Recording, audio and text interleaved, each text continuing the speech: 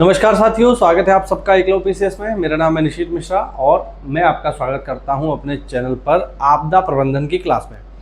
साथियों, ये जो आज की हमारी क्लास है वो होने वाली है डिजास्टर मैनेजमेंट एक्ट 2005 को लेकर के। और मुझे याद है कि मैंने पिछली क्लास में इसका जो पृष्ठभूमि है, जो इसका बैकग्राउंड है कि आखिरकार कहाँ से ये आया है, उसके बारे में आप लोगों से चर्चा करी थी, उसके बारे में आप लोगों से बातचीत करी थी। ठीक है, तो अगर हम इसका बैकग्राउंड देखें तो मैंने आपको बताया था कि डिजास्टर मैनेजमेंट एक्ट 2005 से पहले जो हमारी रणनीति थी, जो हम काम कर रहे थे आपदा प्रबंधन में, वो मुख्य रूप से राहत आधारित हम लोग कार्य कर रहे थे। यानी 2005 के अधिनियम से पहले जो हमारी आपदा को लेकर रणनीति थी वो मूल रूप से राहत केंद्रित थी। यानी उसमें केवल और केवल राहत पर ध्यान दिया जाता था, जिसमें नोडल मंत्रालय के रूप में कृषि मंत्रालय कार्य किया करता था। लेकिन बाद में क्या हुआ, बाद में कुछ महत्वपूर्ण आपदाएं आईं और उन आपदाओं की वजह से क्या हुआ, ये जो पूरा का पूरा विचार था राहत केंद्रित, इसको हमें बदलना पड़ा। और खासकर 2004 की जब सुनामी आई तो 2004 की सुनामी के बाद पूरा का पूरा सिनेरियो चेंज हो गया और हमने एक कमेटी बनाई जिसका नाम था जेसी पंत कमेटी। और जेसी पंत कमेटी की सिफारिश पर हमने सबसे महत्वपूर्ण काम ये किया साथियों कि हमने कृषि मंत्रालय के स्थान पर आपदा प्रबंधन का नोडल मंत्रालय बनाया, गृह मंत्रालय। ठीक है, हमने गृह मंत्रालय को आपदा का नोडल मंत्रालय बनाया, जिसके माध्यम से हम सभी जो विभाग हैं, सभी जो मंत्रालय हैं, उसमें आपस में कोऑर्डिनेशन करके आपदा के समय पर कार्य कर सकें। और दूसरा जो सबसे महत्वपूर्ण परिवर्तन हुआ साथियों, जिसकी हमने अंतिम क्लास में चर्चा करी थी, ये कि पहले जो पूरा का पूरा कार्यक्रम राहत केंद्रित था उसे हमने अब एकीकृत कर दिया। और एकीकृत करने के अंतर्गत हमने आपदाओं को आपदा पूर्व, आपदा समय और आपदा पश्चात, ठीक, आपदा समय और आपदा पश्चात, इस पर केंद्रित कर लिया। पहले जो हमारा रणनीति थी आपदाओं को लेकर के, वो आपदा समय और आपदा पश्चात पर केंद्रित थी कि अगर कोई आपदा आ गई है जिसे हम रोक नहीं सकते तो हम उसमें क्या करेंगे, लोगों को वहाँ से रेस्क्यू करेंगे, खाने पीने के पैकेट देंगे, दवाइयाँ देंगे, कपड़े देंगे और उन्हें वहाँ से हम निकालने का प्रयास करेंगे। बेसिकली उन्हें राहत देने का कार्य करेंगे, रुपया पैसा भी दे देंगे। ये सारी चीज़ें मैंने आपको लास्ट क्लास में समझा दी थी। और फिर हमने देखा कि फिर इसके बाद आता है साथियों, फिर इसके बाद आता है आपदा प्रबंधन अधिनियम 2005। ठीक है, इसके भी कुछ बेसिक जो नियम थे, जो कॉन्सेप्ट थे, इसके वो मैंने आपको बता दिए थे कि हमने क्या क्या चेंज किया। तो पहले जो कार्यक्रम राहत केंद्रित था उसको हमने एकीकृत कर लिया और कुछ संस्थागत ढांचे बनाए, जिसमें एनडीएमए, एसडीएमए, डीडीएमए हमने पढ़े थे लास्ट क्लास में, वित्तीय ढांचे बनाए। ये सब मैंने आपको अंतिम क्लास में बता दिया था। आज की क्लास में जो हम चर्चा करेंगे वो करेंगे आपदा प्रबंधन अधिनियम की महत्वपूर्ण धाराओं को लेकर। ठीक है, तो आज की जो हमारी क्लास रहेगी उसमें बातचीत होगी आपदा प्रबंधन से जुड़ी महत्वपूर्ण धाराएं, यानी इसकी जो प्रमुख धाराएं हैं जहां से सवाल पेपर में आने की संभावना है, उनको हम देख लेते हैं। हालांकि मैं बता दूं, धाराओं से मुझे लगता नहीं कि बहुत ज़्यादा गहराई से सवाल पूछा जाएगा, क्योंकि ये आप जो एग्ज़ाम दे रहे हो ये एक जनरल एग्ज़ाम है, ये कोई पीसीएसजे का एग्ज़ाम नहीं है। यहाँ पर मूल रूप से धाराओं की ही बात हो, ना ही कोई आप जिला आपदा अधिकारी बनने जा रहे हो तो केवल आपदा में घुस के पूछेगा। एक छोटा सा टॉपिक 5 नंबर में आपके में दिया हुआ है, तो जो सामान्य बातें हैं उन्हीं को करेंगे और वही आपके एग्जाम में आ जाएगा। ज़्यादा इसमें परेशान होने की कोई आवश्यकता नहीं है। हाँ, जितनी महत्वपूर्ण चीज़ें हैं उन्हें मैं आपको अवश्य यहाँ पर बता दूंगा, जिससे आपका कॉन्सेप्ट क्लियर बना रहे। चलिए एक एक करके यहाँ पर हम बात करेंगे धाराओं की। तो इसकी प्रमुख धाराओं में जो सबसे पहली धारा आती है साथियों, वो है धारा 3। जो धारा मैं यहाँ लिखूंगा उन्हें आप निश्चित रूप से नोट कर लेना, यहाँ से पेपर में आने के चांस सबसे ज़्यादा है। धारा नंबर 3 में क्या आता है साहब? धारा नंबर 3 में आता है एनडीएमए का गठन। एनडीएमए का गठन। पेपर में आपसे सीधे सीधे पूछ लेगा कि बताइए एनडीएमए का गठन आपदा प्रबंधन अधिनियम की किस धारा के अंतर्गत किया जाता है, धारा 3। ऐसे भी आ सकता है एनडीएमए का गठन किस अधिनियम के अंतर्गत किया गया है, तो आप बताओगे आपदा प्रबंधन अधिनियम 2005। एनडीएमए क्या है, एनडीएमए है नेशनल डिजास्टर मैनेजमेंट अथॉरिटी, ठीक है, नेशनल डिजास्टर मैनेजमेंट अथॉरिटी, ये है एनडीएमए। आपको ये भी ध्यान रखना है कि एनडीएमए का अध्यक्ष कौन होता है और इसमें सदस्य कितने होते हैं। तो देखो भाई याद रखिएगा, इसका जो अध्यक्ष है वो सदैव होते हैं प्रधानमंत्री, ठीक है। जो भी भारत का प्रधानमंत्री बनेगा, यानी एक एक्स ऑफिशियो पद है, एक पदेन पद है, जो भी व्यक्ति भारत का प्रधानमंत्री बनेगा वो एनडीएमए यानी राष्ट्रीय आपदा प्रबंधन प्राधिकरण का अध्यक्ष बन जाएगा। इसमें हमें सदस्य भी देखने हैं कि इसमें सदस्य जो है कितने हैं, क्योंकि ये पेपर में आने वाली चीज़ें हैं, एनडीएमए काफ़ी इंपॉर्टेंट है। तो साथियों इसमें सदस्य होते हैं 9, ठीक, याद रखना। एनडीएमए राष्ट्रीय आपदा प्रबंधन प्राधिकरण, जिसके अध्यक्ष होंगे भारत के प्रधानमंत्री, जिसमें सदस्य होंगे 9, और एनडीएमए का गठन धारा 3 के अंतर्गत किया जाता है आपदा प्रबंधन अधिनियम 2005 की। तो यहाँ से कैसे कैसे सवाल आ सकता है, सीधे सीधे आ सकता है कि एनडीएमए का गठन किस अधिनियम में हुआ है, तो इसका जो गठन है वो हुआ है आपदा प्रबंधन अधिनियम 2005। दूसरा ये पूछ सकता है एनडीएमए के अध्यक्ष कौन है, तो आप बताओगे प्रधानमंत्री। एनडीएमए में टोटल कितने मेंबर होते हैं, तो 9 मेंबर होते हैं। एनडीएमए का हेडक्वार्टर कहाँ है, तो ध्यान रखना एनडीएमए का जो हेडक्वार्टर है वो ऑब्वियस बात है दिल्ली है, क्योंकि प्रधानमंत्री जी दिल्ली में ही बैठते हैं, ठीक है, न्यू दिल्ली बेसिकली। तो ये इसके बारे में बेसिक बातें हैं। अब एनडीएमए करता क्या है, तो एनडीएमए का जो मेन काम है वो है आपदा प्रबंधन अधिनियम, मतलब जो आपदा प्रबंधन है उसको लेकर के रणनीतियां तैयार करना।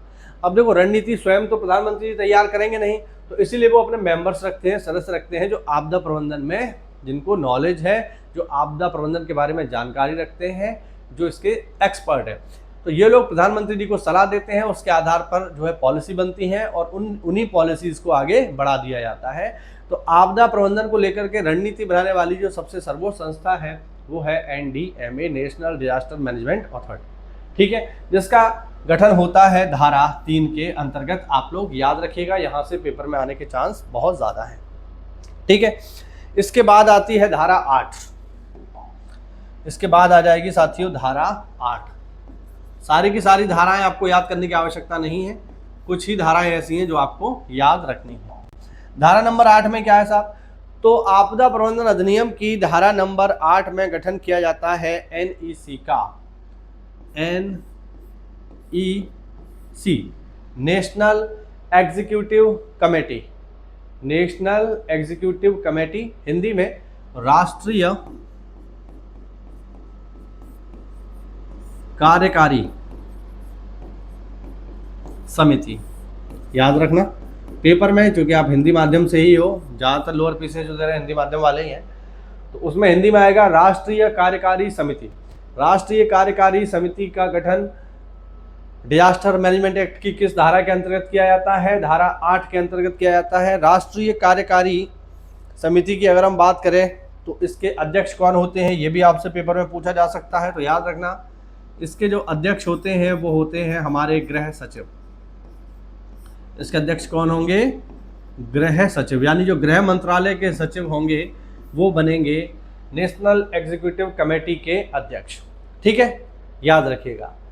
काम कहाँ करेंगे, तो ऑब्वियस बात है दिल्ली में ही करेंगे, हेडक्वार्टर्स का दिल्ली हो जाएगा। और ये काम करते क्या है, देखो एनडीएमए का काम है आपदाओं को लेकर रणनीति बनाना, और एनईसी का काम है कि जो रणनीतियां बनी हैं उनको सही ढंग से लागू करवाना। और चूंकि हम जानते हैं कि आपदा प्रबंधन अधिनियम में साफ साफ कह दिया गया है कि आपदा किसी एक मंत्रालय या एक विभाग की जिम्मेदारी नहीं है, ये पूरी सरकार की, पूरे समाज की जिम्मेदारी है, तो सभी लोगों को आपस में कोऑर्डिनेशन करना पड़ेगा। तो एनईसी का जो मेन काम है वो है सभी विभाग और मंत्रालयों में समन्वय स्थापित करना। तो इसका अगर मैं काम यहाँ पे लिख दूं तो आप लोग इसको याद रखना, इसका कार्य क्या है, तो इसका कार्य है मंत्रालयों, इंपॉर्टेंट चीज है, याद रखना, आप लोग नोट कर लेना, एवं विभागों में समन्वय, ठीक है, बनाना, समन्वय स्थापित करना, आपस में समन्वय का मतलब है कोऑर्डिनेशन।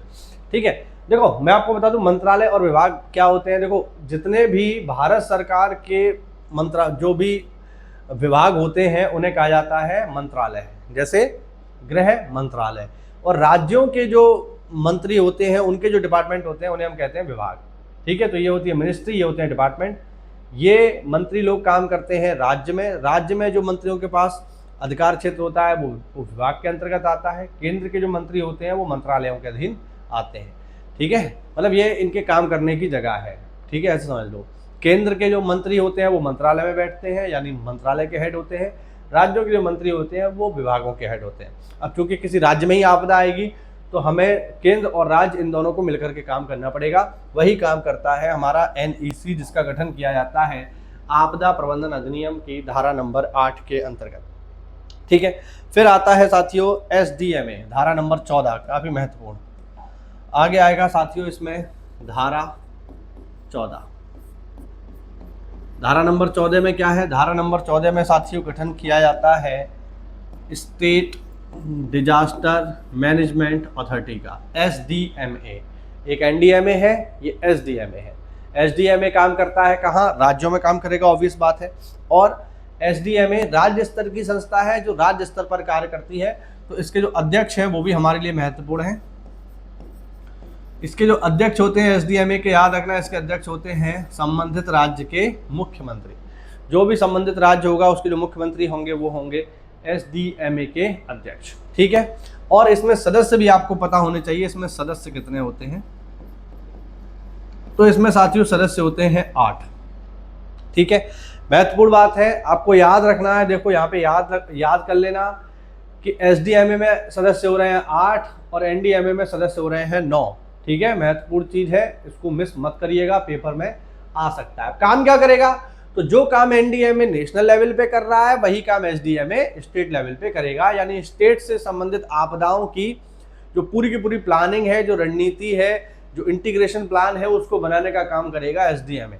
SDMA के हेड कौन होंगे? जैसे हम यूपी की बात करें तो यूपी में इसके हेड कौन है? यूपी में इसके हेड है कोई, मतलब इसके हेड है हमारे योगी जी। ठीक है, और चूंकि योगी जी तो भाई मुख्यमंत्री हैं, वो इसमें अकेले तो काम करेंगे नहीं, तो इसके लिए वो बना देते हैं अपने एक हम कह सकते हैं उपाध्यक्ष के तौर पर। अभी मुझे याद आ रहा है कोई सेना के बड़े अधिकारी हैं, ठीक है, डिमरी करके उनका कुछ नाम है। ठीक है, तो वो जो है अभी इसके अध्यक्ष हैं। आप लोग देख लेना, कमेंट करके बताना कि एक्चुअल में SDMA की कमान कौन संभाल रहा है। वैसे कहने को तो योगी जी हैं, लेकिन योगी जी खुद थोड़ी करेंगे, तो वो काम किसी और को उन्होंने दे रखा है उपाध्यक्ष के तौर पे। सेना से कोई सेना के अधिकारी हैं सेवानिवृत्त, ठीक है, उनके पास एक कमान है। ठीक, तो ये आपको याद रखना है, ये है SDMA। अब जैसे अभी हमने पढ़ा था NEC नेशनल एग्जीक्यूटिव कमेटी, वैसे ही स्टेट में भी होती है। ठीक है, क्योंकि मॉडल तो बिल्कुल सेम ही है ना। तो अब यहां पर आएगी धारा नंबर 20। अब आएगी साथियों धारा नंबर 20। धारा नंबर 20 क्या है? तो साथियों धारा नंबर 20 है स्टेट एग्जीक्यूटिव कमेटी। राज्य लिख देता हूं, राज्य कार्यकारी समिति। ठीक है, राज्य कार्यकारी समिति। तो जो काम सेंट्रल में कर रही है NEC, वो काम स्टेट में कर रही है SEC। ठीक है, हमने देखा था कि सेंट्रल पे जो NEC के अध्यक्ष हैं वो हैं कौन? गृह मंत्रालय के सचिव। और यहाँ पर जो इसके अध्यक्ष होंगे वो होंगे मुख्य सचिव। संबंधित राज्य के मुख्य सचिव, जो चीफ सेक्रेटरी होंगे, वो होंगे SEC के प्रमुख। ठीक है, याद रखिएगा। ठीक, धारा 20। तो ये सब आपसे पेपर में पूछा जा सकता है कि SDMA का गठन किस धारा में है। ठीक है, इनके अध्यक्ष वगैरह पूछ सकता है, या इनकी फुल फॉर्म भी पूछ सकता है। धारा आप लोग देख ही ले, महत्वपूर्ण है। तो ये हुई धारा नंबर साथियों 20। आगे बढ़ते हैं साहब, आगे आती है धारा नंबर 25, डिजास्टर मैनेजमेंट एक्ट की धारा नंबर 25। धारा 25। अब धारा 25 में क्या है? तो धारा 25 में आपको मिलेगा DDMA। सबसे पहले हमने पढ़ा NDMA, फिर SDMA, अब DDMA। DDMA मतलब डिस्ट्रिक्ट डिजास्टर मैनेजमेंट अथॉरिटी। ठीक है, तो ये आपको पता होना चाहिए DDMA का गठन, क्योंकि पेपर में पूछा जा सकता है। जिला स्तर की संस्था है, पेपर में आ सकती है। तो इसका जो गठन किया जाता है वो आपदा प्रबंधन अधिनियम की धारा नंबर 25 के अंतर्गत किया जाता है। ठीक, और अगर हम देखें इसके अध्यक्ष कौन होते हैं, तो साथियों इसके जो अध्यक्ष होंगे वो होंगे संबंधित जिले के डीएम अथवा डीसी। कुछ राज्यों में डीएम को डीसी कहा जाता है, जैसे झारखंड वगैरह में डीसी कह के पुकारते हैं, होता वो डीएम ही है बट उसे डीसी कहा जाता है। ठीक है, हाँ, तो बेसिकली जो जिला अधिकारी हैं, और आसान भाषा में अगर मैं यहाँ लिख दूं तो जिला अधिकारी, ठीक है, क्योंकि पेपर में फिर जिला अधिकारी करके ही आ जाएगा, है ना, तो इन्हें हम कह सकते हैं जिला अधिकारी। ठीक है, तो ये है इसके अध्यक्ष, और इसमें सदस्य भी होते हैं साथियों, इसमें सदस्य भी होते हैं और इसमें सदस्यों की संख्या होती है 7, याद रखना, डीडीएमए में सदस्यों की संख्या, तो इसमें सदस्य होते हैं 7। देखिए सदस्य आपको स्पेशली याद रखने हैं, एनडीएमए में 9, एसडीएमए में 8 और डीडीएमए में 7। ये महत्वपूर्ण चीज है, इसको दिमाग में रखिएगा, पेपर में आने वाली चीजें हैं ये। ठीक है, काम क्या है इनका? काम है डिस्ट्रिक्ट लेवल पर, जिला स्तर पर आपदा प्रबंधन की तैयारियां करना, उससे संबंधित जो रणनीति है उनको तैयार करना, और किस तरीके से आपदा को न्यूनीकृत किया जा सकता है, उसका मिटिगेशन किया जा सकता है, उसको कैसे मिटिगेट कर सकते हैं, इसके बारे में प्लानिंग और अपने प्लान तैयार करके रखना, ताकि आपदा के समय उन्हें लागू किया जा सके। ठीक है, तो ये है डीडीएमए आपदा प्रबंधन अधिनियम की धारा नंबर 25 में। आगे अगर हम देखें इसमें तो आता है धारा 44, काफी महत्वपूर्ण। चलिए आगे आता है धारा 44। धारा 44 काफी महत्वपूर्ण है, और धारा 44 में आपको मिलेगा NDRF, national disaster response force. ठीक है, इसके बारे में चर्चा मैंने आपसे कल ही कर ली थी, कल ही मैंने इसके बारे में आपको बताया था एनडीआरएफ के बारे में। जैसे एनडीआरएफ का जो गठन है ये कब हुआ है, तो इसका गठन हुआ है 19 जनवरी 2006 को। ठीक है, मैं ऑलरेडी आपको बता चुका हूँ। चलिए, इसका जो गठन है ये कब हुआ है, इसका गठन हुआ है 19 जनवरी 2006। ठीक है, याद रखिएगा 19 जनवरी 2006। कितनी बटालियन है इसमें, तो टोटल 16 बटालियन है। अब प्रत्येक बटालियन का अपना अपना हेडक्वार्टर है, लेकिन वो आपके काम का नहीं है। और इसका हेडक्वार्टर किधर है, तो हम लोग कल ही पढ़ते हैं, इसका हेडक्वार्टर है नई दिल्ली में। ठीक है, याद रखना। ठीक, और ये किसके अधीन काम करती है, तो मैं आपको कल भी बताया था, ये काम करती है गृह मंत्रालय के अधीन। तो ये हुआ हमारा एनडीआरएफ। अब और आगे बढ़ते हैं, धारा 44 के बाद जो अगली धारा है इसको हम देखेंगे। हाँ जी, चलिए इसको ऊपर कर लेते हैं। तो धारा 44 के बाद अगली धारा है हमारे पास धारा 46। अब ये थोड़ा महत्वपूर्ण है, इन्हें आप अच्छे से देख लेना। धारा 46, धारा 46 क्या है? तो DMA act, disaster management act की धारा नंबर 46 है एनडीआरएफ, यानी इसे हम बोलते हैं एनडीआरएफ। वैसे तो एफ यहाँ नहीं लगाना चाहिए, लेकिन चलो लिख देते हैं।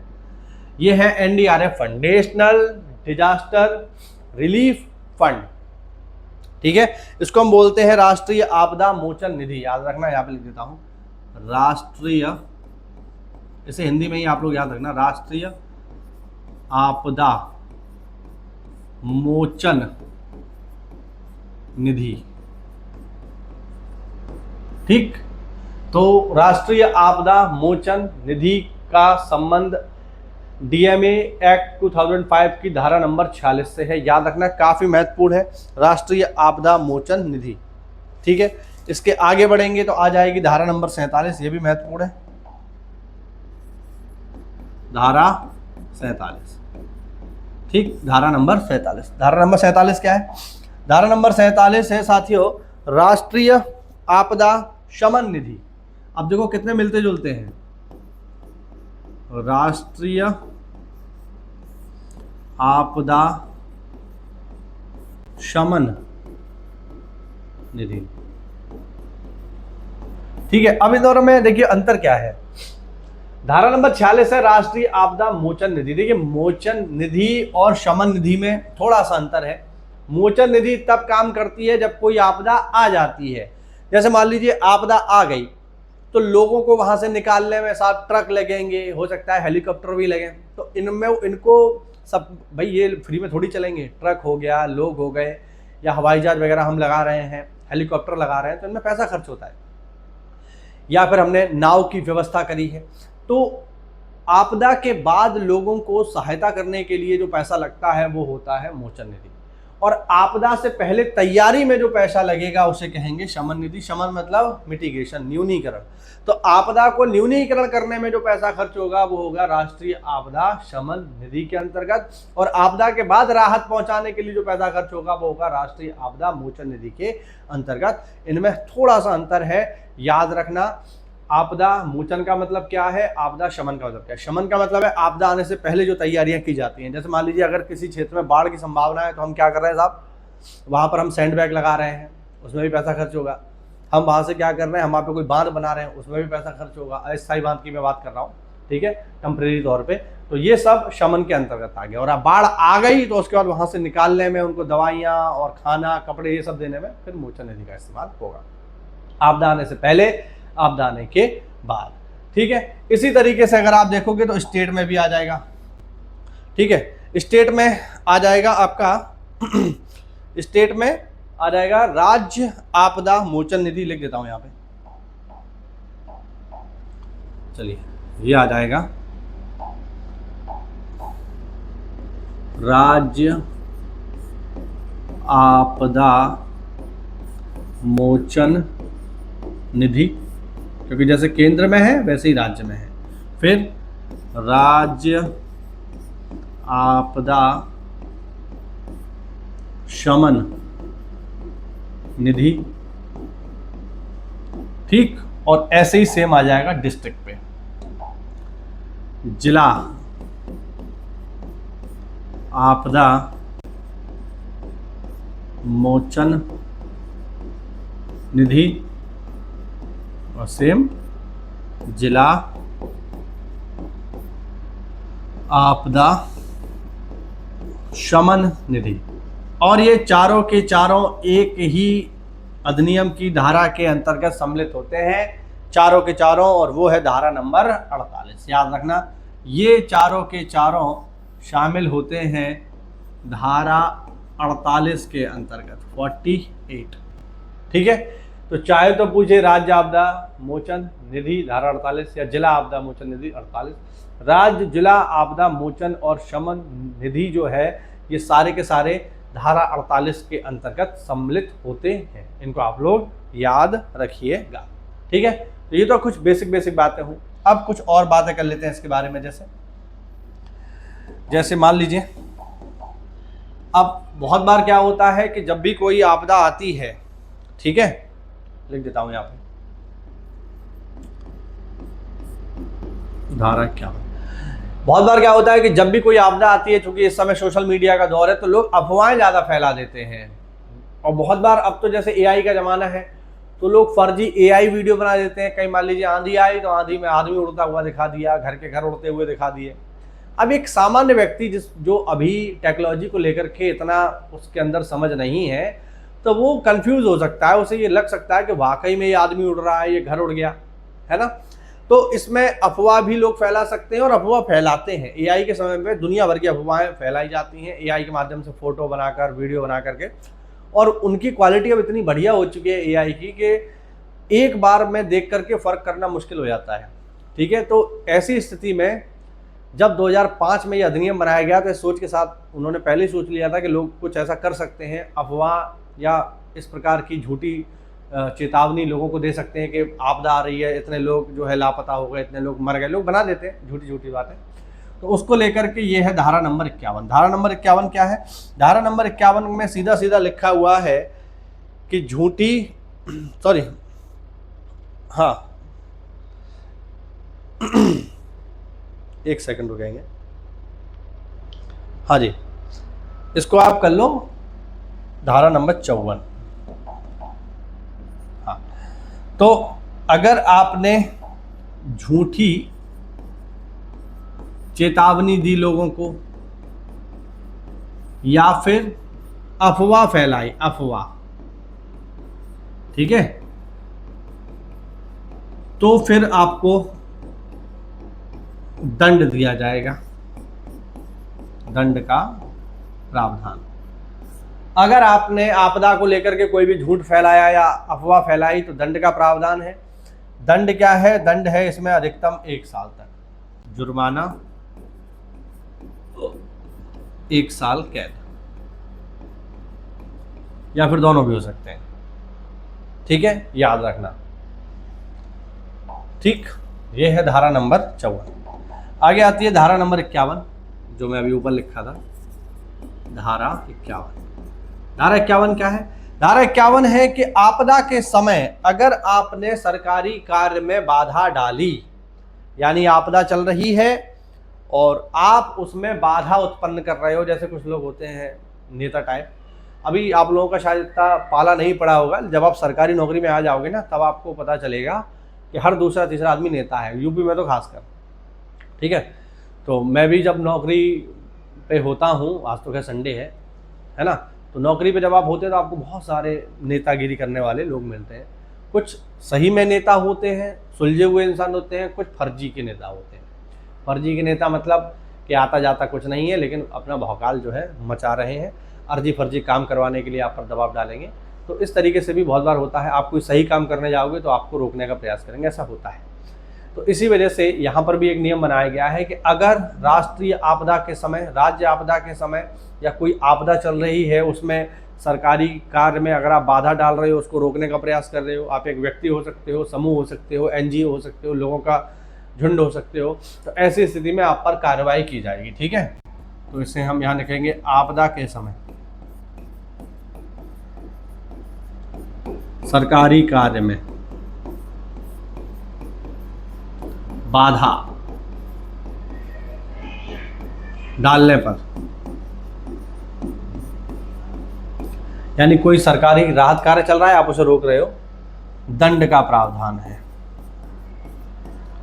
और दंड क्या है साहब? दंड है 1 साल, मतलब आपको जुर्माना भी हो सकता है या फिर 2 साल आप कैद में भी रह सकते हो अगर आपने आपदा के समय सरकारी कार्य में बाधा डाली। ये है धारा नंबर 51, याद रखना, ठीक है। एक धारा और है इसमें, उसे और देख लो, फिर ये टॉपिक हमारा खत्म, ठीक, उसे और देख लीजिए। चलिए, वो है धारा नंबर 65, धारा नंबर 65। अब धारा नंबर 65 क्या है साहब? तो धारा नंबर 65 का जो सीधा सा अर्थ है वो है संसाधनों पर अधिग्रहण, ऐसे लिखेंगे, इस तरीके से नोट करो।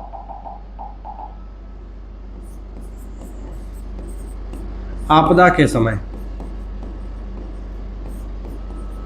संसाधनों का अधिग्रहण, ठीक है। अगर मान लीजिए कोई आपदा चल रही है, ठीक, और आपदा के समय मान लीजिए आप वहीं मौजूद हैं, ऐसा हो सकता है, आपदा के समय आप वहीं मौजूद हैं और आपका घर वहां मौजूद है आपदा के स्थान पर, और सरकार को आवश्यकता पड़ी तो आपका घर या भवन सरकार राहत कार्यों के लिए ले लेगी। आप मना नहीं कर पाओगे कि मेरा घर है, इसमें सामान मत रखो, इसमें फौजी कैसे घुसाए, नहीं घुसे आएंगे, तुम रोक नहीं पाओगे, ठीक है, क्योंकि वो राष्ट्रीय हित की बात है। वाहन, अगर आपदा के समय सरकार को आपके वाहन की आवश्यकता पड़ी, कार की, बाइक की, स्कूटर की, साइकिल की, तो आपको देना पड़ेगा। आप मना नहीं कर सकते कि साहब मैं अपनी साइकिल नहीं दे रहा, मैं नहीं दूंगा, अपनी साइकिल देनी पड़ेगी साहब, ठीक है, क्योंकि वो सरकारी कार्य के लिए प्रयुक्त हो रही है, कोई व्यक्तिगत कार्य के लिए इस्तेमाल नहीं हो रही है, ठीक। या फिर आपका कोई संसाधन है, मान लीजिए, ठीक है, आपका कोई संसाधन है, जैसे आपके घर में पानी है, वो आपका व्यक्तिगत संसाधन है, घर पर इंटरनेट है, वाईफाई लगा हुआ है तुम्हारे, और बाढ़ आ रही है, चारों तरफ भूकंप आ रहा है, लेकिन आपका वाईफाई चल रहा है, तो फिर आपको वाईफाई का पासवर्ड सरकार के साथ शेयर करना पड़ेगा। कहने का मतलब ये है। तो धारा नंबर 65 के अंतर्गत आपदा के समय में आपके व्यक्तिगत संसाधनों का भी अधिग्रहण सरकार कर सकती है आपदा की स्थिति में, ठीक है। तो ये हुआ साथियों हमारा आज आपदा प्रबंधन अधिनियम उम्मीद करता हूं कि आपदा प्रबंधन अधिनियम से जुड़े हुए जितने भी महत्वपूर्ण चीज़ें हैं वो सब मैंने यहाँ आपको बता दी हैं। खासकर इसमें आपको ध्यान रखना है, जो चीज़ें ज़्यादा महत्वपूर्ण है वो है एनडीएमए। एनडीएमए का जो स्ट्रक्चर है वो देख लेना, एनईसी का स्ट्रक्चर देख लेना, एसडीएमए का देख लेना, डीडीएमए का देख लेना। ये पेपर में आने के इनके ज़्यादा चांस है, यहाँ से पेपर में सवाल आ सकता है। ठीक है, अब आप लोग एक मुझे सवाल कमेंट करके बताना कि ये बताओ कि जो डिजास्टर मैनेजमेंट एक्ट है इसमें कुल कितनी धाराएं हैं। वैसे मैं आपको बता दूं, धाराएं बहुत ज़्यादा याद करने की आवश्यकता नहीं है, क्योंकि मैंने पहले ही कहा पीसीएसजे का एग्जाम नहीं है, सिंपल लोअर पीसीएस का एग्जाम है।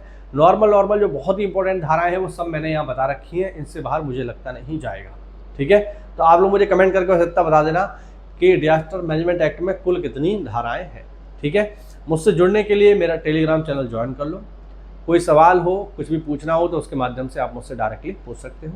मिलते हैं अगली क्लास में, तब तक के लिए जय हिंद, जय भारत, वंदे मातरम।